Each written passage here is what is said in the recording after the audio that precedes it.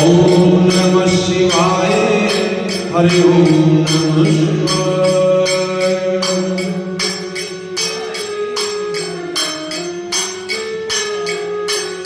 ओम नमः शिवाय हरि ओम नमः शिवाय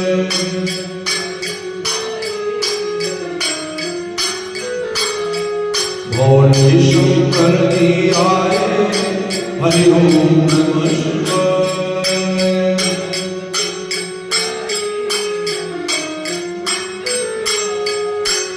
पार्वती संग लाए हरि ओम नमः शिवाय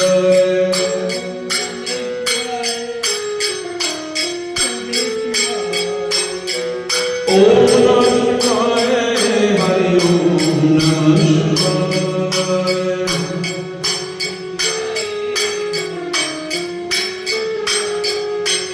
ओम नमः शिवाय हरि ओम नमः शिवाय जब जब भीड़ पड़ी भक्तों पर जब जब भीड़ पड़ी संतन पर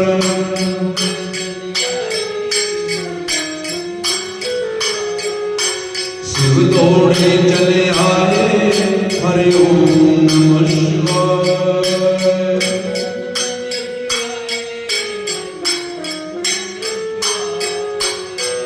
ओम नमः शिवाय हरि ओम नमः शिवाय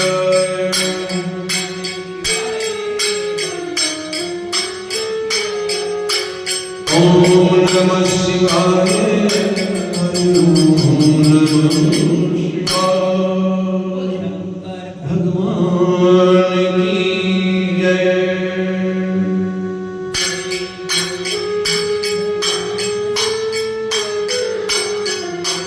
जय जय भवानी जगदम्बे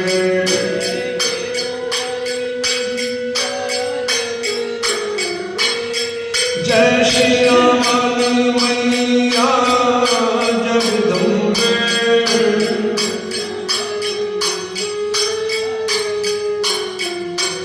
जय लोनावली मैया जगदम्बे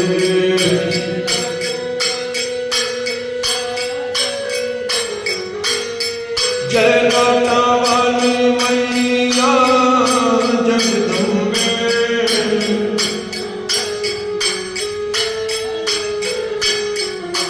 जय जय भवानी जगदम्बे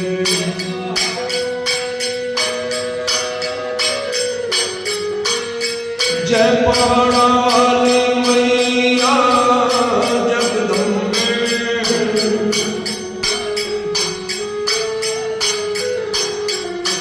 जय गुफाओं वाली मैया Jagdambe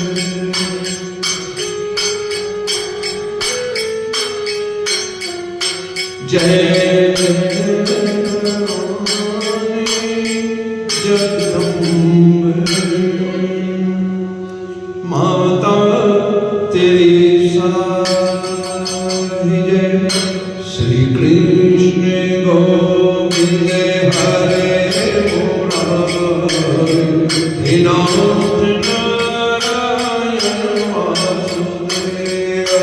Sri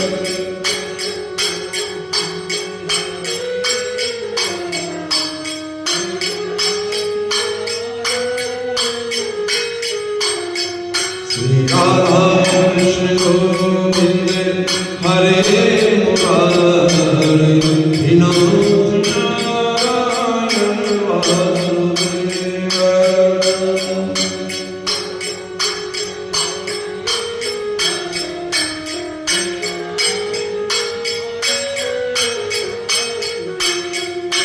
He Nath Narayan Vasudeva, He Nath Narayan Vasudeva.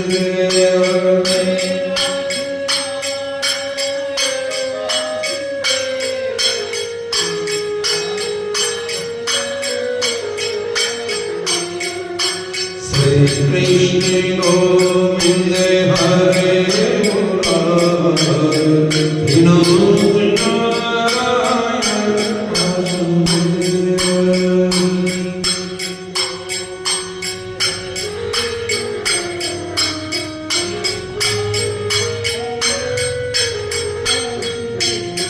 Vrindavan Bihari Lal ki jai.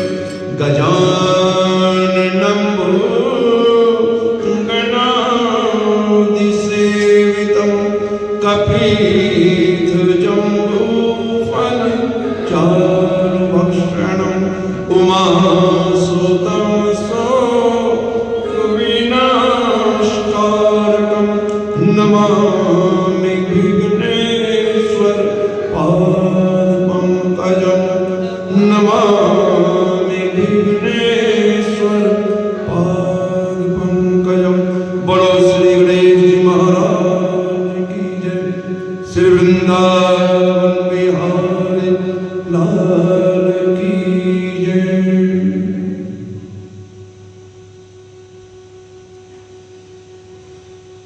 Sanat Kumar ji महर्षि नारद जी से बोले कि उस ब्राह्मण ने झूठ मूठ में ही अपने पति से कह दिया कि मैंने फल खा लिया है। और थोड़े दिन के उपरांत उस ब्राह्मणी की बहन आती है और आकर पूछने लगी कि हे बहन, आजकल तुम बड़ी दुबली पतली उदास क्यों लग रही हो, क्या कारण है? तब उस ब्राह्मण ने अपनी बहन से कहा कि मेरे स्वामी ने एक फल संतान होने के वास्ते कहीं से लाकर मुझे दिया था और मैंने वो फल खाने का हाल झूठा कह दिया अपने पति से कि मैंने फल खा लिया है। लेकिन मुझे चिंता है कि फल मैंने खाया नहीं और मुझे अब गर्भ कैसे धारण होगा। ये बात सुनते ही उसकी बहन बोली कि तुम उदासी छोड़ दो। अगर तुम इस कारण उदास हो तो ये चिंता छोड़ दो। मैं 1 महीने का गर्भ धारण किए हुए हूं, सो तू अपने पति से आज ही कह दे कि मुझे गर्भ धारण हो गया है और जब मुझे बालक उत्पन्न हो जाएगा तो मैं तुझे वो बच्चा दे दूंगी। लेकिन इस बात की खबर किसी को नहीं लगनी चाहिए।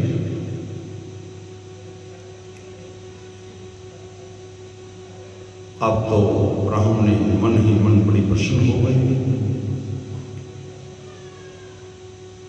और उसकी बहन ने कहा, जो फल तुम्हारे पति ने तुम्हें खाने के लिए दिया था उस फल को तुम गाय से खिला दो।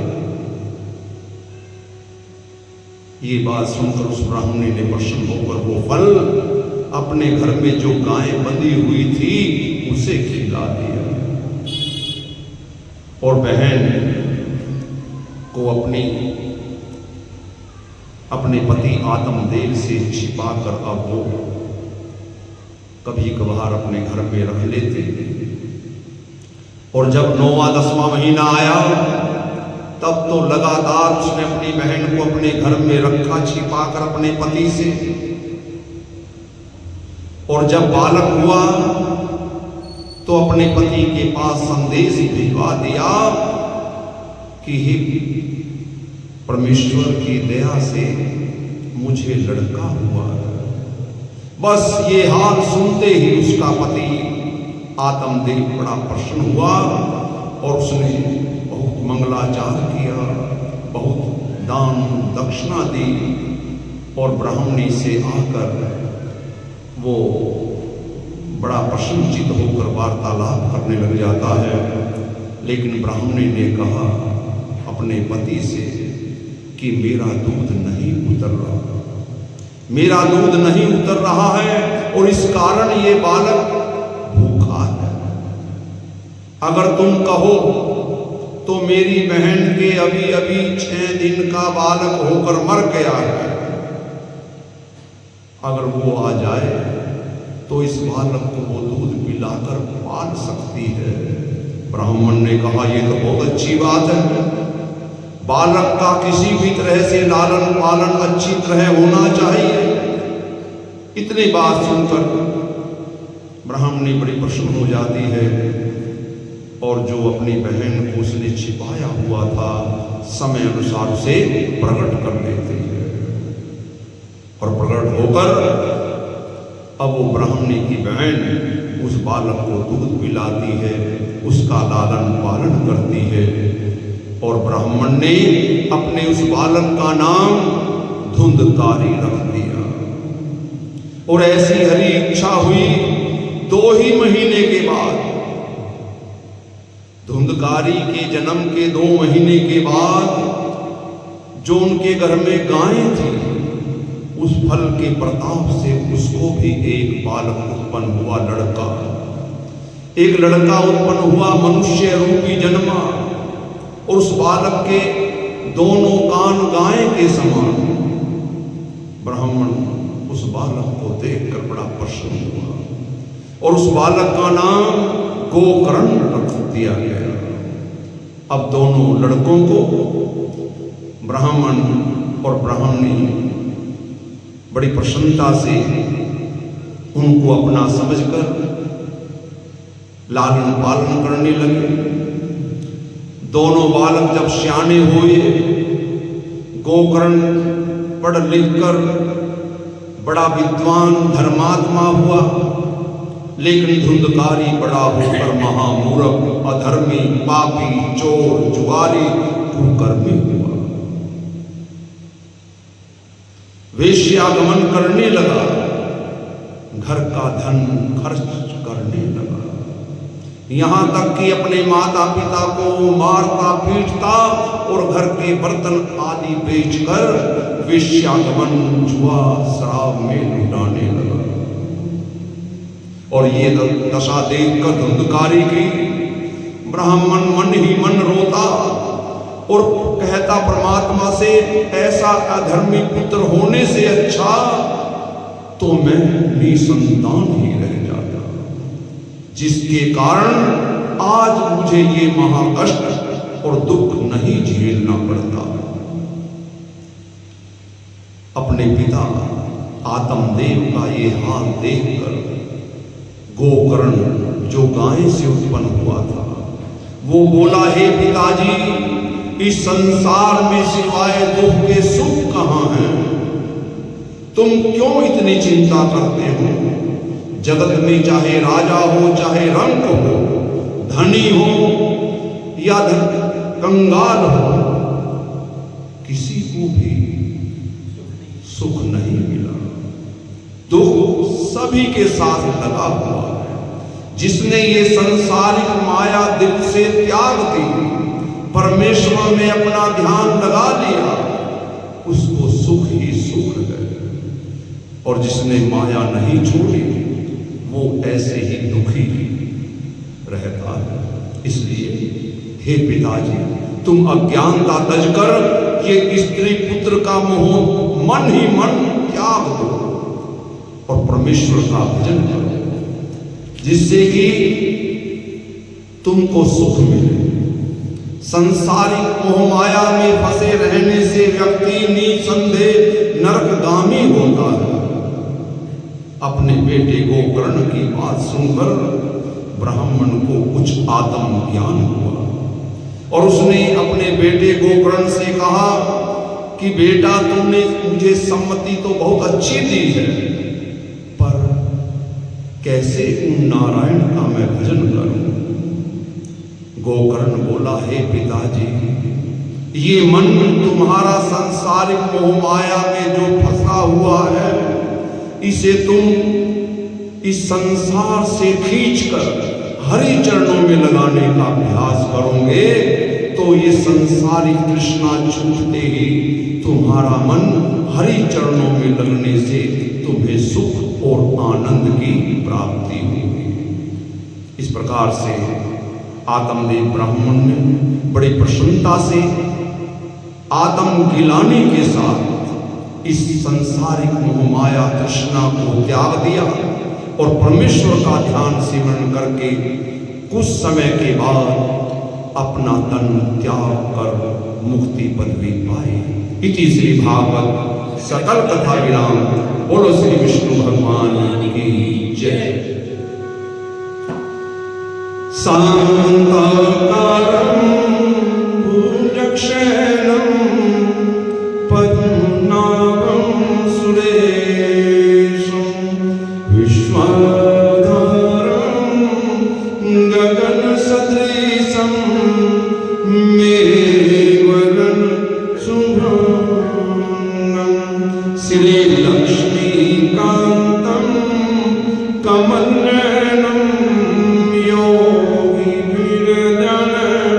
गम्यं वन्दे विष्णुभवभयहरं सर्वलोकैकनाथं कर्पूरगौरं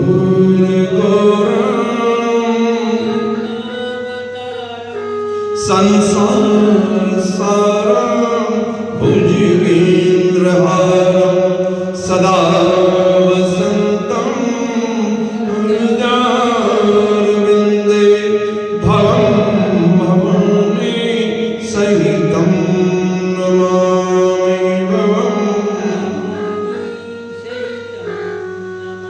त्वमेव माता पिता त्वमेव बन्धु च सखा त्वमेव विद्या धर्मिणं त्वमेव सर्वं मम देव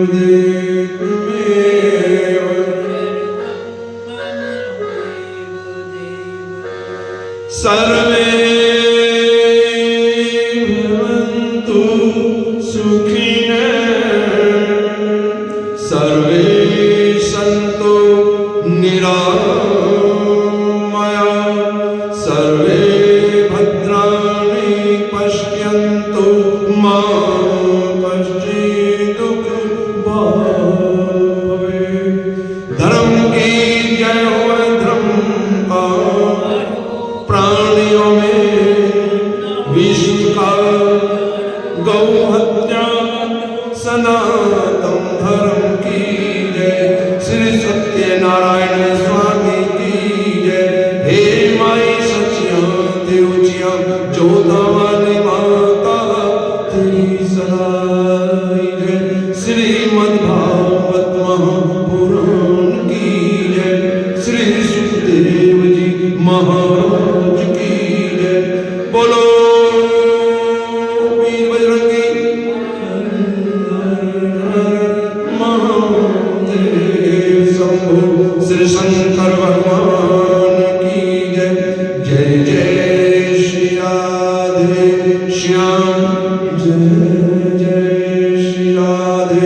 श्याम जय जय श्री राधे श्याम।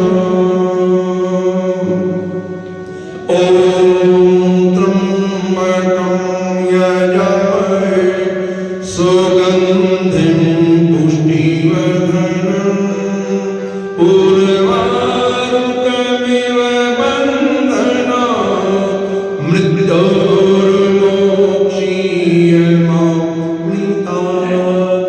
ॐ त्र्यंबकं यजामहे सुगंधिं पुष्टिवर्धनम् उर्वारुकमिव बन्धनात् मृत्योर्मोक्षीयमामृतात्।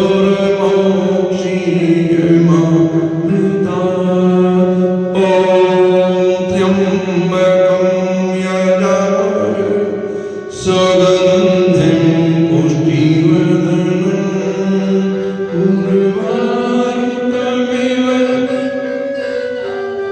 मृत्योर्मोक्षीयमामृतात्।